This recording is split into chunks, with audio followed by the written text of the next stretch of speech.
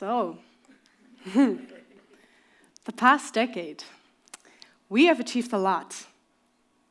The United Nations even reports that by working together, through collaboration, we've been able to decrease not only poverty, also hunger and inequalities. And the World Happiness Report says that the Netherlands can even call themselves among the top 5 happiest countries in the world. And when you look at the numbers, actually, about 1 in 2 Dutch students, so either you or your neighbor feels emotionally exhausted. About the same amount deals with mental health issues, such as depression and anxiety. Okay, another number. 2 in 3. So either you or the 2 people sitting next to you experience a lot of stress. So how come we are so unhappy in this world where we supposedly have it all? How do we even define happiness? What do we define as success? And what does seeking these golden horizons actually look like? Well, I have no idea. But just like anyone, I try to make sense of the world, by example, my environment, right? So when I was in the second year of my bachelor's, I had the honor to live with my best friend, a gorgeous Italian woman. And when we were cooking a truly pasta dinner, she asked me for some advice regarding her curriculum. So I wanted to go into psychology, which she loved, fair enough. Economics, very practical, right, you could say. And law, which is quite a smart choice career-wise. And honestly, I had no idea why she even mentioned the other options than psychology, because I knew she hated economics. I mean, fair enough. And she's never even mentioned law before. So I asked her, and she said, but Quintie, if I choose psychology, I'll be seen as a joke by my family. And I would hear my other peers say things like this. If I make this decision, I won't be taken serious. I won't get the right job. And they would constantly measure their success by the opinion of others. And I stand there in our kitchen, flabbergasted, as a first-generation student, working 2 jobs to afford this prestigious college we were at, with parents who had no idea what I've been doing since the 3rd grade of high school. And I wonder, how do we define happiness? So apparently our environment, right? So our parents, our friends, explicitly and implicitly, really tried to convince us that success is a requirement for happiness. I mean, LinkedIn, other social media, let's not fool ourselves. They always seem to stress this relationship. So, how we define success, our horizons of happiness and success, is often influenced by others.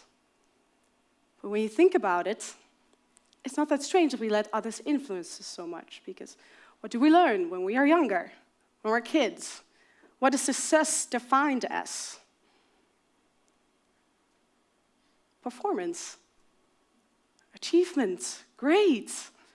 Our educational system literally wants to make us believe that success equals happiness. You could say that by this, we are socially conditioned to be dependent on the affirmation of others to feel successful. But we forget that these achievements, this performance, are no guarantee of happiness, right? Our happiness is not solely dependent on our own personal achievements. As much as this highlights what we define as success really depends on our own perception of it, or framing of it. but to think, though, that we have considerable control over our own success. Gives us a sense of agency, right? It's like, oh, we hold the power to change our own destiny and self-determination, that type of thing, right? We have to keep asking ourselves the question, are these external influences not overtaking what we perceive as our own happiness and success? And actually, we tend to underestimate how much these external pressures can affect us. So, another example. When my mom was 40 years old, she got diagnosed with Parkinson's disease. So it's a chronic disease really only found among elderly people. And when we saw her wrestling with a completely new reality, 3 kids to raise, very realistic fear of having to quit her job, of getting depressed, just literally losing control over yourself, I saw, and I still see, the most resilient and grateful person I have ever met. And there I stand next to my peers who are so anxious about how every decision they make will impact their future.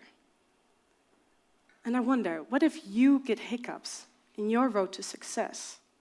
Or in my mom's case, an absolute pothole in the ground.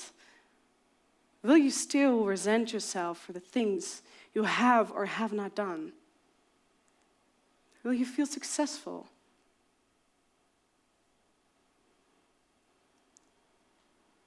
So let's explore this road to success. The seeking golden horizons, right? What drives us towards those horizons?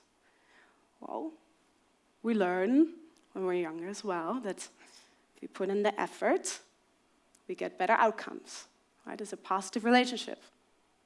But more is not always better. So theories in psychology actually present us with an inverted U shape. It's like a sad smiley face, you could say, that highlights the relationship between performance and pressure, or stress, you could say. So initially, yes, the right amount of stress increases performance, gets you in the right flow. I mean, have you ever seen a student terrifyingly close to a deadline? I wouldn't know, of course, but that's a great performance right there, no? But too much stress on the other end, we know, will decrease performance and can even negatively impact one's well-being, not only in the miserable moment, but also in the long term. Think of chronic stress or perfectionism sometimes. So there seems to be a turning point, right? So now I want you to imagine a student, maybe like yourself, or otherwise you can imagine me, as your student speaker tonight, with a developing brain, although we don't love to admit that, a developing brain that has learned to be rewarded through performance. Are you honestly really that surprised that so many students feel emotionally exhausted? Deal with mental health issues? About half? Especially when you consider that about 2/3 experience stress. Is this how we want to shape our next working generation? And don't get me wrong, having these aspirations, having this dedication does help us move forward towards our horizons of success. But we have to keep asking ourselves the question, have we passed our turning point? Is all the stress we're having, all the diligent work, is it worth it?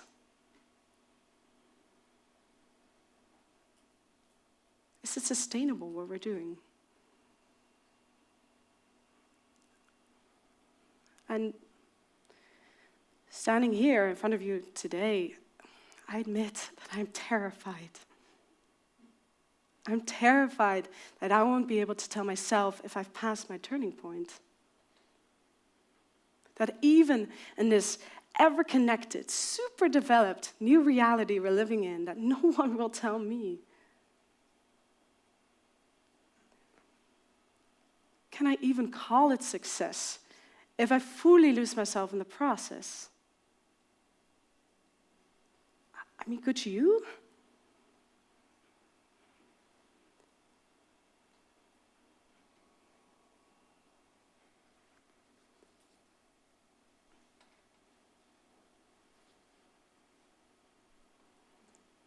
I think this is at the essence of how come we are so unhappy in this world where we supposedly have it all. Is seeking for golden horizons, always striving for better and for more, for bigger, tends to have a contrasting effect, right? It seems to darken our here and now. Well, our focus should be on our happiness and success during this journey, no? Instead of this so desired goal that we set up, sometimes not even ourselves. So what can we do to rewire our brains to be happier, right? It's the question, I guess, we come down to. Well, me telling you what to do kind of defeats the point. But what I will share is a bit of my own experience. So in my road, there were quite some potholes and hiccups.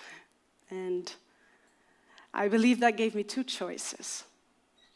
To either pity myself or to embrace the adversity, embrace the failures. And although it's so difficult, I guess we can all agree, I will always strive to do the latter. By spending time figuring out how my environment has shaped my perception of happiness and success. Because as much as others tend to define our horizons, our golden horizons, I should be the one deciding when I feel happy and successful, right? But to take back this control does require quite some reflection. Sometimes just blandly staring at myself in the mirror and asking the question, is this making me happier? Just to challenge myself, to stay true and honest and become resilient, making it so much easier for me, but so much harder for others to push me into their aspired direction. And believe me, it makes it so much easier to translate whatever life throws at me, if it's external pressures like societal expectations, to translate them into suggestions and not requirements of my happiness and success.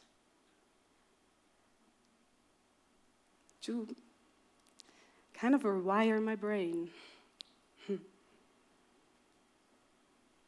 So, standing here with you today, challenge you to do the same. By investing time to figure out how your external, but also internal factors sometimes, have influenced your perception of happiness and success. To detach yourself from your environment and come up with your own definition of happiness and success. To maybe rewire your brain to be a tiny bit happier in this world where we supposedly have it all. Thank you.